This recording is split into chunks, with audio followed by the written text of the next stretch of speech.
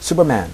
Biography. Kal-El of Krypton 2, Clark Kent of Earth 2, son of Jor-El and Lara, nephew of Zor-El, cousin of Kara Zor-El, alias Karen Starr, alias Power Girl, adopted son of John and Mary Kent, husband of Lois Lane Kent, brother-in-law of Lucille Tompkins, uncle of Susie Tompkins, residence, Metropolis of Earth 2, occupation, reporter for, later editor-in-chief of the Daily Star, first appearance, Golden Age, Action Comics, issue 1, June 1938, first appearance, post-Golden Age, Justice League of America, issue 73, July 1970, join, JSA, founding member, pre-Crisis Fate, active until Crisis, post-Crisis Fate, retconned out of existence.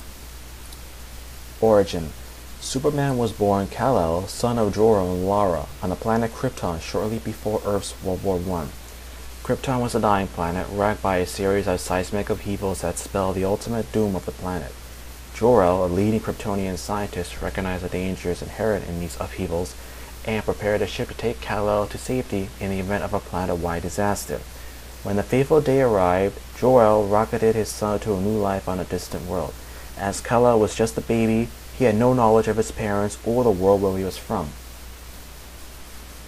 Kal-El landed on Earth in the late 1910s, an event witnessed by passers-by John and Mary Kent.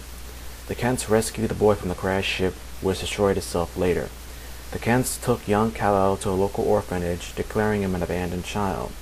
Young Kal-El soon proved too much for the nurses there to handle, and when the Kents returned to adopt the boy, he was gladly released. Action Comics issue 1, Secret Origins, volume 2, issue 1. They named the boy Clark and took him home to raise on their farm near Smallville.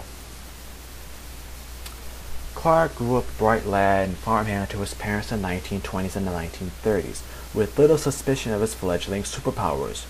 When Clark was a teenager, a freak mishap in the time stream caused the Superboy of Earth 1 to appear on 1930s Earth 2.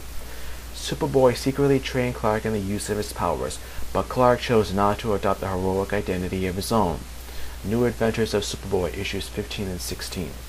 Eventually, Mary Kent passed on and John Kent joined her soon after. Before he died, John warned Clark that his powers might frighten people and exhorted him to use those powers to champion the cause of justice and the common good. Clark took his adopted father's advice to heart and decided to create a new identity for himself that would pursue justice while allowing him to live a human identity. He created a costume similar to the one he had seen his teenage mentor wear and adopted the identity of Superman. Clark made two decisions that affected his career as Superman. First, he decided that he needed to leave the small town of his youth and move to a large city to have greater access to the needy population. To this end, he boarded up his family home and moved to Metropolis. Second, he needed a job that would give him instant access to news of crime and disasters.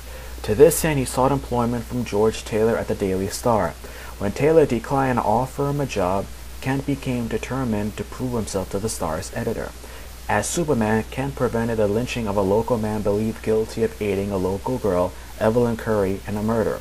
After Superman dispersed the crowd, he returned the man to jail was made privy to the truth. The victim, Jack Kennedy, had been murdered by Bea Carroll, a local nightclub performer. As Superman, Kent tracked Bea Carroll and wrung a confession from her. In a midnight run to the governor's mansion, Superman roused the state leader and shared Carroll's confession with him. Curry was saved in a last-minute pardon, and the case brought Superman to national attention. Action Comics, issue 1. As Kent, he gave the story to George Taylor, impressing the editor enough to offer Kent a job. Kent's first assignment? To learn everything possible about Superman.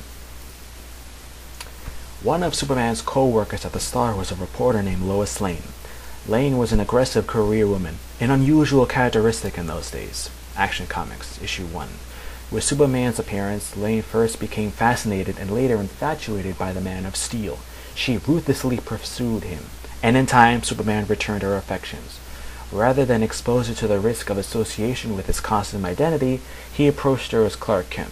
Unfortunately, because of Kent adopting a mousy and weak facade to project a cowardly image that contrasted himself with Superman, Lane had little more than contempt for Kent, referring to him as a milksop or a worm. Superman thus spent many years in his early career in a bizarre love triangle with Lois Lane in both forms of himself. On the other hand, Kent found a friend and an assistant named Jimmy Olsen. Action Comics, issue 6. Olsen was an office boy at the Daily Star who had aspirations to become a great reporter and idealized a successful Kent. Kent rewarded Olsen's loyalty and admiration by also befriending him as Superman, even helping the young reporter get the scoop when he defeated the Archer. Superman, Volume 1, Issue 13. Olsen started his career at the Star as a preteen in the 1930s and remained there throughout World War II. In the 1950s, he was added to the regular reporting staff of the Daily Star. While Superman defeated a number of more common adversaries, he encountered his first serious nemesis in the form of the Ultra-Humanite, a brilliant scientist. Action Comics, Issue 13. In mid-1939, Superman disrupted the activities of the Cat Protection League, a criminal racketeering operation.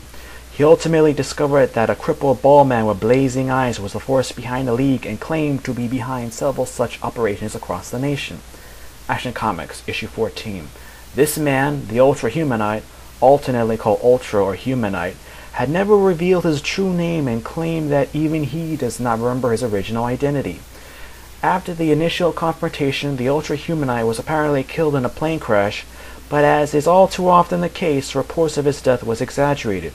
Superman later encountered Ultra in this form twice more when he tried to extort $500,000 out of the Deering Corporation. Action Comics, Issue 17. When he unleashed a deadly purple plague. Action Comics, Issue 19. In this last encounter, Superman confronted the villain, who threatened him with an electro gun designed to kill the Kryptonian. At the first instant, however, the gun misfired, seemingly killing the Ultra-Humanite. In early 1940s, Superman learned the Ultra-Humanite's greatest power when he encountered actress Dolores Winters. Ultra had mastered an advanced form of surgery that allowed him to physically transfer his brain from one body to another, assuming an entirely new identity. In his new form, the Ultra-Humanite kidnapped several celebrities and threatened to electrocute them unless a ransom was paid. Superman thwarted the plot, but Ultra escaped. Action Comics, Issue 20. Shortly after, the Ultra-Humanite kidnapped Terry Curtis, a renowned physicist studying atomic energy. Ultra required Curtis's experience to conduct experiments in producing early nuclear weapons. Superman rescued Curtis, and the Humanite was, again, seemingly killed, this time in a volcanic eruption. Action Comics, Issue 21. In 1942, the Ultra-Humanite resurfaced as Dolores Winters, this time in possession of two potent artifacts, the Hammer of Thor and the Power Stone. Ultra again attempted to blackmail the federal government, but was thwarted by Superman and the All-Star Squadron. Terry Curtis, himself now possessed of superpowers due to his exposure to his own radioactive experiments, used his unstable body to create an explosion to destroy himself and the Ultra-Humanite. All-Star Squadron, Issues 21 through 25. All-Star Squadron, Annual, Issue 2. As Curtis flew, he was snatched away to the future Crisis on Infinite Earths, leaving the Ultra-Humanite to escape into the past. All-Star Squadron, Issue 55. The Humanite remained in Winter's body until at least the late 1940s and continued to plague Superman. Superman Family, Issue 201.